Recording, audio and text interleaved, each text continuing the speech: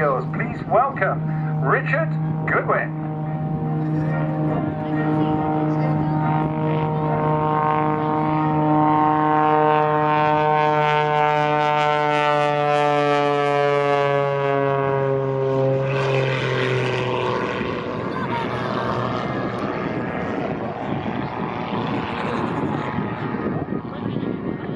You'll agree that's a pretty stunning start, and it just gets better as he winds up this aircraft into a scintillating and stunning series of manoeuvres in the sky. Pulling G, starting off very benignly there with a very straightforward barrel roll. That's basically flying the aircraft around the outside of a great big beer barrel. And quite graceful that is too, isn't it? Super new colour scheme, as I say. Now, before I go on to that, the history of these aircraft actually goes back an enormously long way, back to the mid-1940s with a guy called Curtis Pitts. And he came up with this light aerobatic biplane design, and it pretty much dominated the world aerobatic scene from the 1940s. If he hooks there long enough, he'll go into a gyroscopic effect, but he's not. He's just pushed it a little bit over the top there. And of course, he is still getting to know this aeroplane, although he's been involved in flight testing. First flew this one only in February of this year. But going back to the 40s, Curtis Pitts actually began development of this aircraft in 1943, and has been refined continuously pretty much.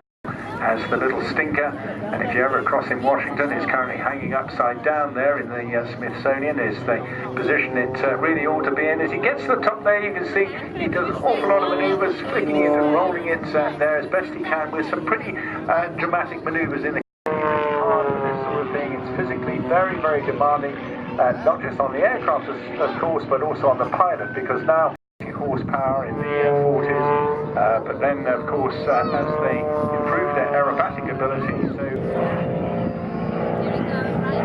some of you may remember the famous British aerobatic teams such as the Rothmans team, and the involvement of the likes of Brian Lacombe, really famous name to to Richard, the aim of really generating these aircraft into areas that they've yet to discover. Power comes back on again.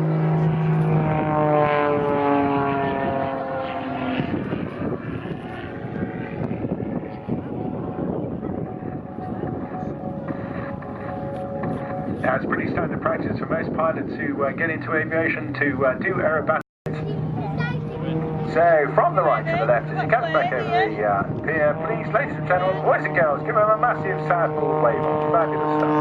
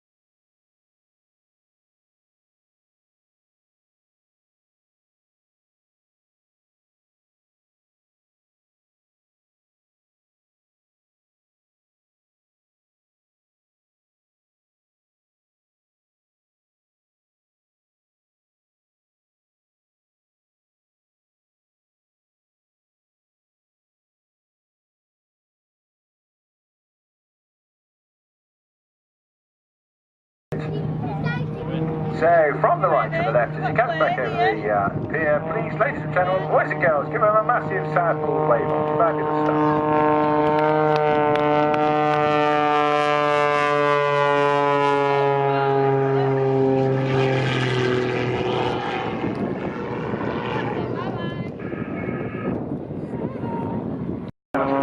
It's absolutely a critical part of flight training. Richard now saying that is just about enough for him on this particular display. Real pleasure, and I think you're amongst the first people to see this new aircraft. I've little doubt that his farewell now will be a power comes back on again.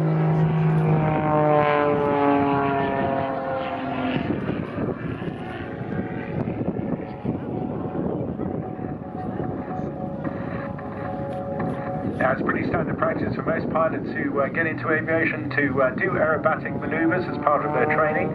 Of course, it's perfectly normal. It's not aircraft as well as the engine power as well, so that he can then transform all that energy on the upward slope. So this is the downward slope, and I told you he gets bored flying in a straight line, regularly puts in lots of rolls, but now using all this speed coming up now, and he'll use all this energy and transfer that, pulling very shortly 4, 5G, G coming on a bit stronger now pointing it upwards towards the sky, rolling it the other way, and it just let the speed decay. You can stress your body to withstand the rigors of positive G. There's not much you can do about negative G at all.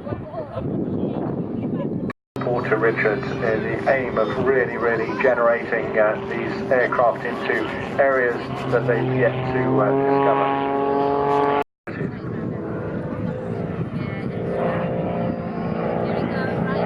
Some of you may remember the famous British such as the Rothmans team and the involvement of the likes of Brian Lacombe, really famous names who horsepower in the 40s, but then of course as they improve their aerobatic ability, so hard for this sort of thing, it's physically very demanding, not just on the aircraft of course, but also on the pilot, because now he's in negative G territory as the little stinker, and if you ever cross in Washington, it's currently hanging upside down there in the Smithsonian, is the position it really ought to be in. As he gets to the top there, you can see he does an awful lot of manoeuvres, flicking it and rolling it there as best he can, with some pretty dramatic manoeuvres in the. If he hocks there long enough, he'll go into a gyroscopic effect, but he's not. He's just pushed it a little bit over the top there. And of course, he is still getting to know this aeroplane, although he's been involved in flight testing. First flew this one only in February of this year.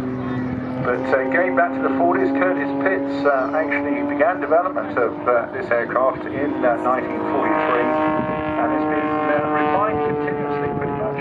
Girls, please welcome Richard Goodwin.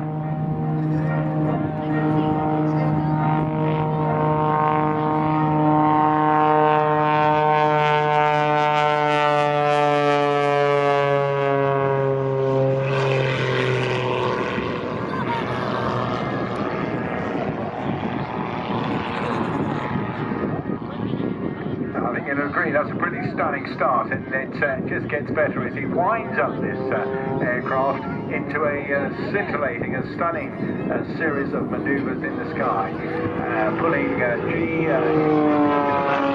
starting off very benignly there with a very straightforward barrel roll. That's basically flying the aircraft around the ice outside of a great big beer barrel, and quite graceful that is too, isn't it? Super new colour scheme, as I say.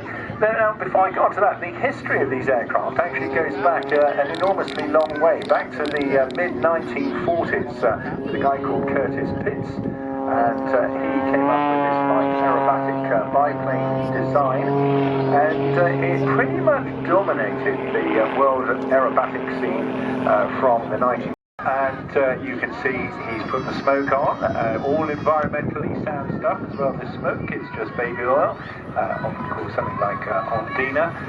And he is up around 4,000 or 5,000 feet there, and you can hardly see the aircraft, but he's starting his display with a little bit of a difference.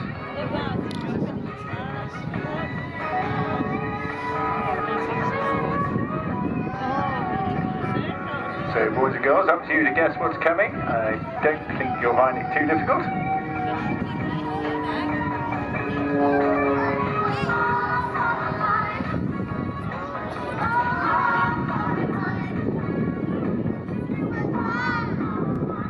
And of course, what you have to remember up there is the wind is much stronger than it is down here, so there's an awful lot of drift. But I think you'll agree, Richard doing his best there to get a slightly lopsided smiley face. Well done. Absolutely superb.